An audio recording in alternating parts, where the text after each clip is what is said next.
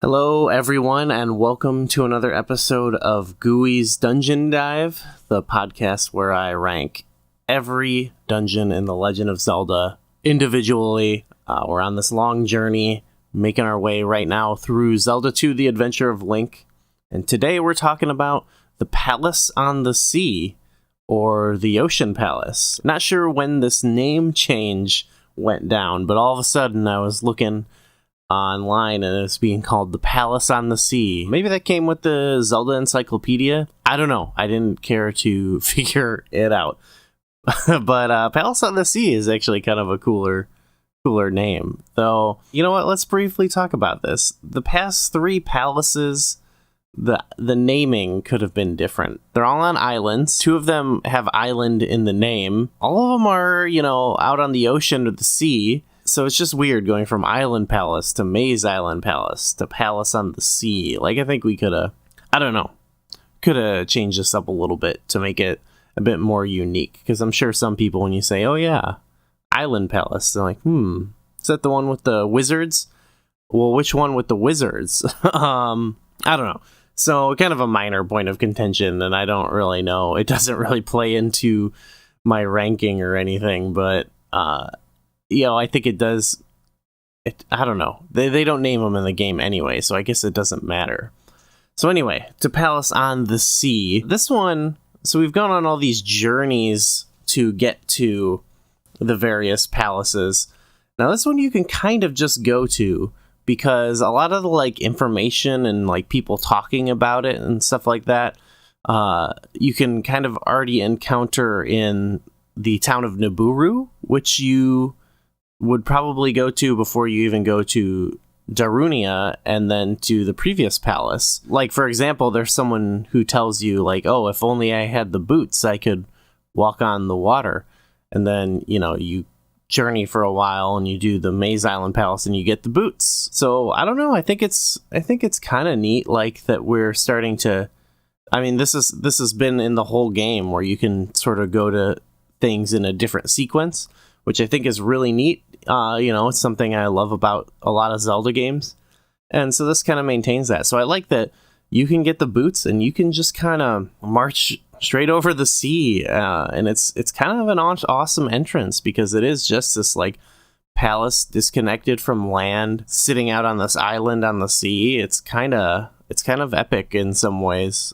So I do like it, even though we don't have as much of a journey. There's not a spell we have to get in previous ones or anything like that. I don't know, it's kind of satisfying to me, actually. It's a step up in complexity. There's a lot more going, you go down a corridor and you actually go back up. I mean, that seems kind of minor, but that does make it a little bit harder to mentally map the place in your head if you're not taking notes. I noticed it too, even playing this time, okay, I think I gotta go down, then to the left, and then up, that sort of thing. So I did like that. It's kind of minor, but it's kind of how this whole game is. It's just little bits, little tweaks, So, we saw in the last palace, things get a little bit more complex with the falling levels, jumping from higher up to down below and landing on a ledge. This one, I think it's even a little bit more complex, because it's a little obscure, but kind of not far into the dungeon. You can see there's one area where you can see beyond a wall, and on the other side you can see a key, and it's kind of ooh, how do I get over there? Now there's actually a person in town who will also tell you that this palace has a false wall. Well, to be fair, they say the palace, so it could be a little confusing, because maybe you might have thought that in the Maze Island Palace, but nonetheless, this palace does have a false wall at one point, and it is in kind of a room that's there's a couple rooms like this, actually, where you get to the end and there's nothing, and that can be kind of disappointing, but I like that it kind of probes you to think a little bit further. So yeah, in both the rooms where you can see the other side of the wall and where there is a false wall, it has one of those dark nut statues. So I think it's kind of meant to make you remember that when you're there. So I don't know. I think it's actually pretty neat, and it ties into the whole dungeon, which I think is cool. Like it's less of the last one where there's sort of like two areas you go to. I think everything in this is very like mixed in a very nice, like complex way. Not to say that the last one was bad for that, but I do like this making it even bigger and harder. You know, in fact, like it's cool because like beyond that false wall, you can get the key that you need that you can see, but it also leads to the dungeon item, which is the flute. So that's kind of cool that it's kind of buried deep within there. Flute is similar to some of the last items we talked about where it's not going to affect gameplay here. It's purely in like the overworld, really. Like the previous few dungeons, like we've only really gotten one new enemy type, and it's called the Mago, I think it is, and it's just another type of wizard, or it's like maybe it's a witch, I'm not sure. Little strange that it's just like slightly different, but I like these guys. They appear and shoot fire at you. They're more fun to fight actually than like the wizards in the last dungeon, so I'll give it that. I like trying to catch them when they appear, and I use the downward thrust, of course. And they give you a lot of experience, so can't fault that. And I definitely like having to avoid the fire over the beams of the wizards. So, you know, it's kind of a repeat thematically, but it's more fun. So it's a worthy trade-off, I think. And of course, here we got our boss, Guma, which is, I think, spelled differently than the enemy Guma, but thematically they're similar. They both have, you know, the enemy Guma is like a mace thrower, and this guy has like a big ball and chain. So maybe he's the boss of the other Gumas. I don't know. His artwork even has him like bowl-like, which I think those guys were too with their artwork. So it's kind of strange that there's only really like one of those regular enemies, I think, in the dungeon itself. It's different than the other one where there were like the common enemies a lot, and then like the boss was like a bigger version of them. So it's a little, I don't know, it's not as like thematically strong here, I think, as a dungeon.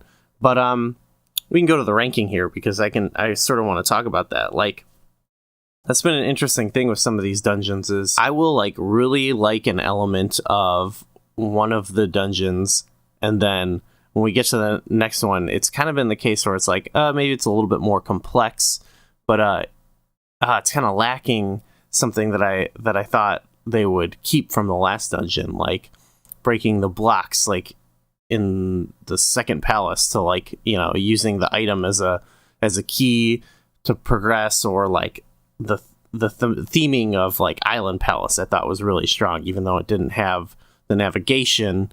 And then Maze Island Palace did have some of the theming, and it was a little bit more complex.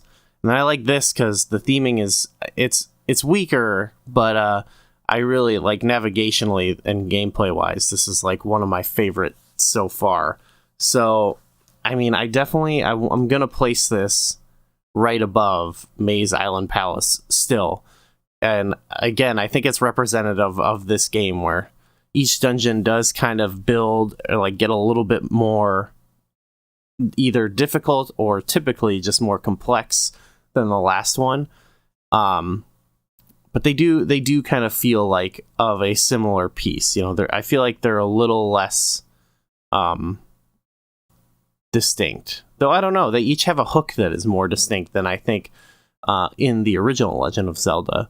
Like the falling from the different levels, or the false wall, or whatever, I think actually do stick out more than some of the dungeons in the Legend of Zelda.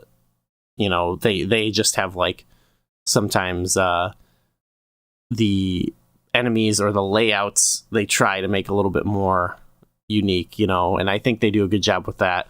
But I don't know, in this one it just feels like distinct, yet like gameplay wise, like just slightly a step up, and like still kind of similar. So they make them a little bit more unique, and they expand upon the gameplay well, but nothing is like a radical departure from another one, you know. So and again, none of them have been like, I gotta put this in the top 5 so far. So that's kind of my ranking. Like, we got this Adventure of Link just kind of splitting up the Legend of Zelda still. I was hoping to see some more movement, but that's just honestly how I feel. So anyway, if you like the video, give it a like and subscribe. Thanks for, continuing on this journey with me. And yeah, I'll see you next week.